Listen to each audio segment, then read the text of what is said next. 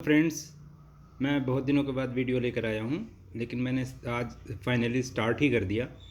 और ये वीडियो मैं कीबोर्ड के ऊपर मैं आपको कुछ जानकारियाँ देने के लिए मैं बना रहा हूँ। तो ये कीबोर्ड्स में जितनी भी इंफॉर्मेशन है जो जुड़ी हुई है, जो कॉम्पिटिटिव एग्ज़ाम में पूछे जाते हैं, उन सारे पॉइंट को लेकर के मैं डिस्कस कर रहा हूँ यहाँ पर। तो देखिए, कीबोर्ड तो आपको पता ही है, कंप्यूटर में या आपके कैलकुलेटर में भी कीबोर्ड होता है, आपका लैपटॉप में कीबोर्ड होता है, आपका डेस्कटॉप में होता है, हर जगह कीबोर्ड होता है। लेकिन ये कीबोर्ड जो है कंप्यूटर के कीबोर्ड के ऊपर में मैं डिस्कस कर रहा हूँ। तो देखिए, कीबोर्ड को ना पहले कहते हैं स्टैंडर्ड इनपुट डिवाइस, क्योंकि इनपुट के लिए जो अभी कॉमन डिवाइस आपका है वो कीबोर्ड ही है ना। कीबोर्ड से ही पहले हम इनपुट करते हैं, फिर उसके बाद ही कोई दूसरी डिवाइस का यूज़ करते हैं, ठीक है। तो इसलिए इसको क्या कहा जाता है, स्टैंडर्ड इनपुट डिवाइस। और ये आपका कीबोर्ड जो है ना, इसका आविष्कार किया था क्रिस्टोफर सोलस साहब ने, ठीक है। अच्छा, एक बात और है कि मैंने यहाँ पर तीसरा पॉइंट जो मैंने लिखा हुआ है कि कीबोर्ड क्या होता है, यूनिडायरेक्शनल। क्योंकि देखिए, कीबोर्ड से अब जब आप कोई भी की को प्रेस करते हैं तो वो इन्फॉर्मेशन आपका सिस्टम में जाता है, लेकिन सिस्टम का इन्फॉर्मेशन वापस कीबोर्ड में नहीं आता। इसलिए इसे क्या कहते हैं, यूनिडायरेक्शनल, यानी सिंप्लेक्स। सिंप्लेक्स का मतलब है वन वे डेटा ट्रांसमिशन, ठीक है। अब इसमें देखिए, एक और चीज़ है यूज़र इंटरफेस। तो आपको पता होगा कि कंप्यूटर में दो प्रकार का यूज़र इंटरफेस होता है, ठीक है। एक है आपका CUI और दूसरा है GUI। तो अगर हम CUI की बात करते हैं तो CUI का मतलब क्या होता है, कैरेक्टर यूज़र इंटरफेस, और GUI का मतलब होता है ग्राफिकल यूज़र इंटरफेस। तो CUI मीन्स क्या है, कमांड का ही सिर्फ इस्तेमाल होगा, यहाँ पर कोई माउस क्लिकिंग का कोई यूज़ नहीं होगा, ठीक है। और GUI में क्या है, आइकन्स भी अवेलेबल होते हैं, जहाँ पर माउस क्लिकिंग से वो एक्शन आपका स्टार्ट हो जाता है आपके सिस्टम पे। तो कहने का विंडो इन्वायरमेंट जो है वो आपका GUI हो गया, और डॉस बेस जो हो गया वो आपका CUI हो गया। तो इन दोनों यूज़र इंटरफेस पे आपका ना कीबोर्ड आपका ज़रूर यूज़ होता है। अब देखिए, CUI पे अगर माउस का इस्तेमाल करना चाहेंगे ना तो वो नहीं करने देगा, क्योंकि वहाँ पर माउस का कोई रोल ही नहीं है, ठीक है। लेकिन GUI में माउस और कीबोर्ड दोनों का प्रयोग किया जाता है, ठीक है। अब देखिए, अब तीसरा जो पॉइंट मैं डिस्कस करने जा रहा हूँ वो है minimum number of keys. Keyboard के ऊपर में जो minimum number of keys available होते हैं, तो मिनिमम नंबर ऑफ़ कीज़ मैंने इसलिए बोला है कि देखिए, कम से कम इतना कीज़ तो होगा ही होगा, ठीक है। जैसे अगर हम डेस्कटॉप की बात करें तो डेस्कटॉप में आपका 101 कीज़ होता है कम से कम, ठीक है। और लैपटॉप की अगर बात करें तो लैपटॉप में 84 कीज़ से शुरुआत होती है, ठीक है। एक और बात मैं बता दूं कि मॉडर्न कीबोर्ड जो है उसमें 104 कीज़ होते हैं, ठीक है।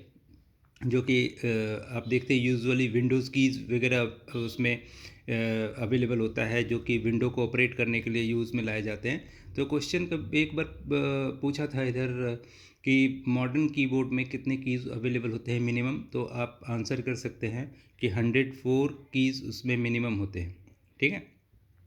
अब यहाँ पर एक और पांचवा पॉइंट ये है कि लेआउट ऑफ कीबोर्ड। अगर मैं कीबोर्ड के लेआउट की बात करूँ तो कीबोर्ड के लेआउट जो है वो तीन प्रकार का कीबोर्ड का लेआउट है, जिसमें कीज़ की पोजीशन जो है डिफरेंट डिफरेंट तरह से होती है। अब लेआउट का मतलब होता है फिजिकल अरेंजमेंट ऑफ कीज़, है ना। की के ऊपर में जो ABCD जो भी आपका लिखा होता है उसका अरेंजमेंट डिफरेंट होगा।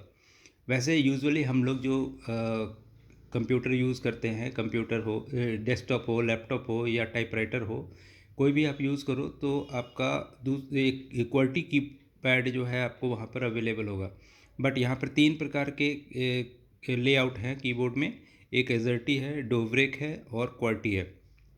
तो क्वालिटी के बारे में अगर आपसे अगर आपको बोलना हो तो आप ये बोल सकते हैं, क्वालिटी जो है ये कॉमनली यूज्ड कीबोर्ड है, मतलब मोस्टली कंट्री में आपका क्वालिटी ही यूज़ होता है। अगर एजर्टी और डोब्रेक की बात करें तो कुछ कंट्री में ये यूज़ होते हैं, और आपको अगर यूज़ करना हो तो आप भी कर सकते हैं। आप अपने कीबोर्ड के सेटिंग में जा कर के उसका अरेंजमेंट चेंज कर लेंगे तो आप एजर्टी या डोब्रेक भी इस्तेमाल कर सकते हैं।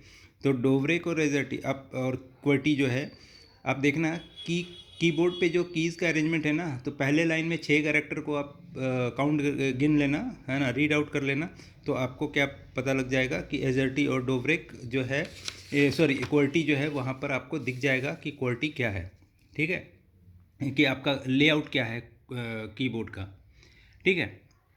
अब यहाँ पर जो मैं बात कर रहा हूँ वो डिवीज़न ऑफ की बात कर रहा हूँ, जो कि कीबोर्ड पे आपका जो जितने सारे कीज़ अवेलेबल हैं उसमें कीज़ की क्या मतलब कि कीज़ को कैसे डिवाइड किया गया है ना।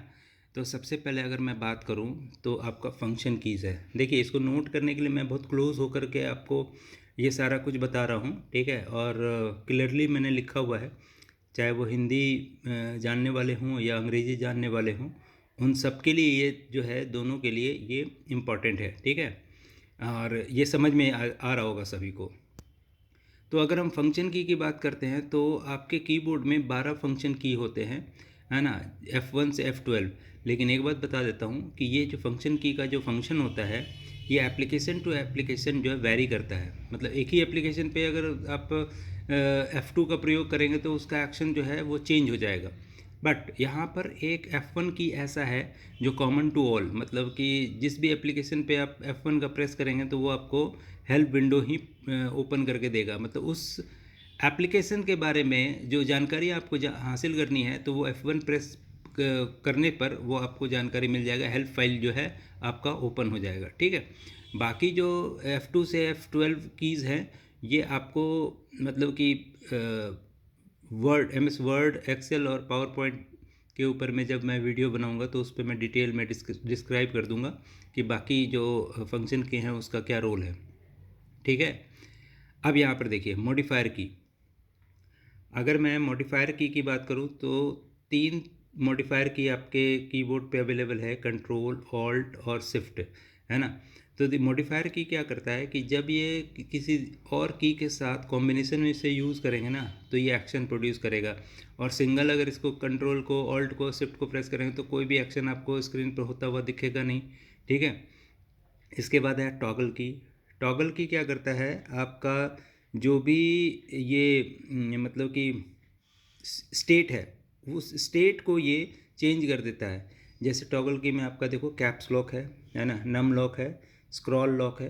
तो कैप्स लॉक क्या करता है कि जो अगर आप टाइप कर रहे हैं स्मॉल लेटर में है तो कैप्स लॉक ऑन करेंगे तो कैपिटल लेटर में वो टाइप होना शुरू हो जाएगा। नम लॉक है तो आपका देखो राइट हैंड साइड में एरो की और नंबर पैड दोनों होता है, तो उसमें से किसी एक को एक्टिव करने के लिए आप नम लॉक का यूज़ करेंगे। तो नम लॉक को अगर प्रेस कर देंगे ऑन हो जाएगा तो नंबर जो है वो आपका एक्टिव हो जाएगा, अगर उसको ऑफ कर देंगे तो एरो की एक्टिव हो जाएगा, ठीक है। और स्क्रॉल लॉक से जो स्क्रॉलिंग होता है ना ऊपर नीचे, उसको लॉक करना है तो आप स्क्रॉल लॉक का इस्तेमाल कर सकते हैं। अब रही बात नेविगेशन की, तो ये जो नेविगेशन की है ना, नेविगेशन की का मतलब क्या होता है कि कर्सर जो है उसका ऊपर नीचे दाएं बाएं करते हैं आप अपने स्क्रीन के ऊपर में। तो स्क्रीन के ऊपर में कर्सर का उपयोग जब करना हो तो ऊपर नीचे इसका मूवमेंट करना हो तो आप देखिए इतने सारे जो हैं आपके नेविगेशन की अवेलेबल हैं, जैसे पेज अप हो गया, पेज डाउन हो गया, होम की हो गया, टैब हो गया, और आपका एरो की है ना। तो एरो की में आपका अप डाउन लेफ़्ट राइट ये सारे एरो की जो हैं ये आपका क्या होता है, नेविगेशन की कहलाता है। अब देखिए इसके अलावा जो और कीज़ हैं, अब देखिए कैरेक्टर की, तो कैरेक्टर की अगर हम बात करते हैं तो 26 कैरेक्टर होते हैं, है ना, ए से जेड तक। तो इसके बारे में तो इतना कुछ जानकारी ऐसा कोई इम्पोर्टेंट है नहीं कि जो मैं इसको डिटेल में बताऊं, ठीक है। और न्यूमेरिक की जो होता है वो 0 से 9, है ना, 0 से 9 नंबर जो होते हैं, 10 न्यूमेरिक की आपको दिखेंगे ऊपर में ही, आप फंक्शन के पास आपका ये आपको दिखेगा, है ना, 0 1 2 3 4 5 6 7 8 9 ये सारे जो हैं नंबर की हैं, ठीक है। इसके अलावा अब देखिए स्पेशल की अगर मैं बात करता हूँ तो स्पेशल की में आपका स्केप की होता है, स्पेस बार की होता है और एंटर की होता है। तो ये तीनों जो है आपका स्पेशल की कहलाता है। इसके अलावा जो आपका एंटर की है ना, इसे हम लोग रिटर्न की के नाम से जानते हैं, ठीक है। तो इतना तो मैंने आपको कीबोर्ड के बारे में बता दिया। अब देखिए वैसे तो आपको एक और जानकारी दे दूं कि अगर बोलेगा कीबोर्ड कितने टाइप के होते हैं तो आप कह देना कीबोर्ड जो है दो टाइप का होता है, एक नॉर्मल कीबोर्ड और एक मल्टीमीडिया कीबोर्ड, है ना। तो जो भी क्वेश्चन आपको मिलेगा ना पेपर में वो सब नॉर्मल कीबोर्ड से होगा। ये जो जो भी जानकारी मैंने दिया है ना नॉर्मल कीबोर्ड के बारे में आपको बताया है, क्योंकि मल्टीमीडिया कीबोर्ड में ना आपका 150 से भी ज़्यादा कीज़ आपको अवेलेबल होगा। मीडिया प्लेयर को एक्टिवेट करने के लिए आपका जो भी मतलब साउंड को इंक्रीज़ करना डिक्रीज़ करना ये सारा कीज़ उस पर होता है। और मल्टीमीडिया कीबोर्ड में ना हमेशा कुछ ना कुछ कीज़ बढ़ता ही रहता है, इस वजह से उसके ऊपर में क्वेश्चन नहीं रहेगा। जो फिक्स रहता है ना उसके ऊपर में ही क्वेश्चन दिया हुआ रहता है, ठीक है। तो इस चीज़ को आप ध्यान में रखते हुए ये कीबोर्ड के ऊपर में जो भी जानकारी मैंने दी है आपको, इसको आप लोग ध्यान से पढ़ेंगे और ये आपका जो है काम आएगा। और आई एम श्योर कि जितना भी मैंने जानकारी आपको कीबोर्ड के बारे में दी है वो मतलब एनफ जानकारी है, और इस चीज़ को आप लोग इसका फ़ायदा उठाएं। और ये मुझे कमेंट के थ्रू ये बताएंगे कि ये जो जानकारी मैंने दी है ये सही है या नहीं, ठीक है। ये तो आपके ऊपर डिपेंड करेगा कि आपको पसंद आया या नहीं, ठीक है। Thank you.